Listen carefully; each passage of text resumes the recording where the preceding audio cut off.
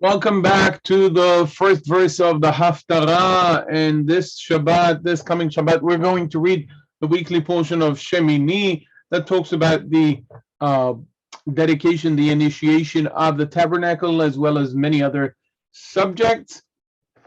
And the Haftara is from 2 Samuel 6, when David is bringing up the Ark of the Lord, the Ark of the Covenant, from the territory of the Philistines back to Jerusalem, what would be the place of the future temple. And this is the first verse of the Haftarah. We'll read it once regular, once with the melody, and we'll talk a little bit about the grammatical issue. And we don't forget the riddle, the question that we have connecting between the weekly portion, which is Leviticus 9 till Leviticus 11, to the prophets in general. So, ויוסף עוד דוד את כל בחור בישראל 30 א', and with the melody, ויוסף עוד דוד את כל בחור בישראל 30 א'. Okay, so we can talk a little bit about definiteness in Hebrew. You know that usually definiteness is reflected by the definite article, hey, patach, and a dagesh in the following consonant. So a regular definite noun would be such as ha-melech, the king, right? Now, there are some cases where we don't have definiteness because we don't need it. For instance, here David or David is a proper noun. Proper nouns do not take a definite article. Neither do they take definite articles in English. You don't say the Peter, the Nathanael, the Christina. That's just a name. And a name does not need that. It's not just people, it's also places and other things that are considered to be proper nouns.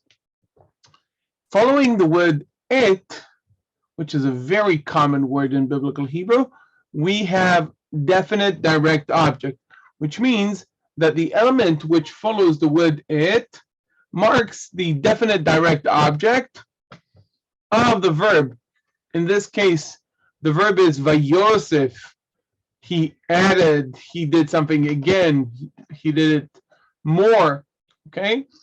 And et here is followed by kol bachur beYisrael. And we said we need to see something definite here. And we don't have the definite article. The definiteness is done by the fact that we have a designated group.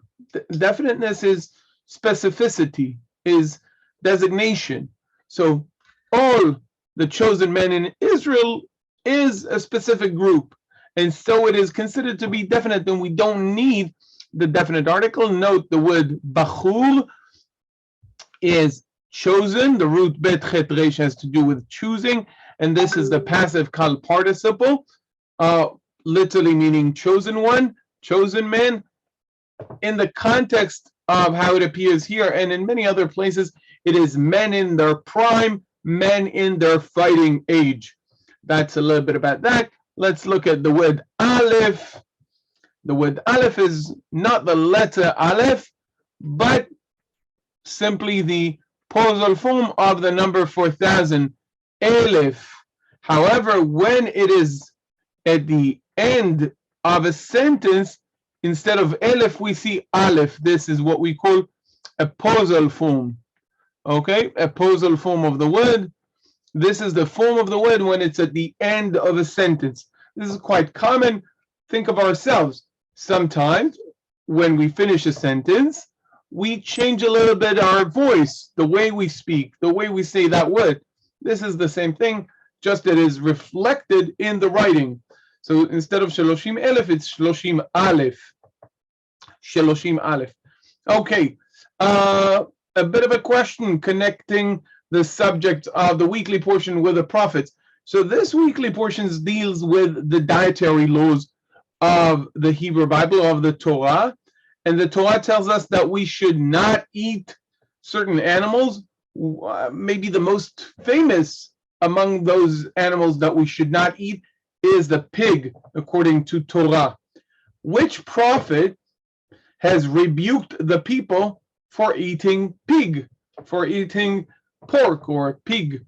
Okay, so I want to see your answer in the comments of this video. Have a blessed Shabbat, and thank you for being there.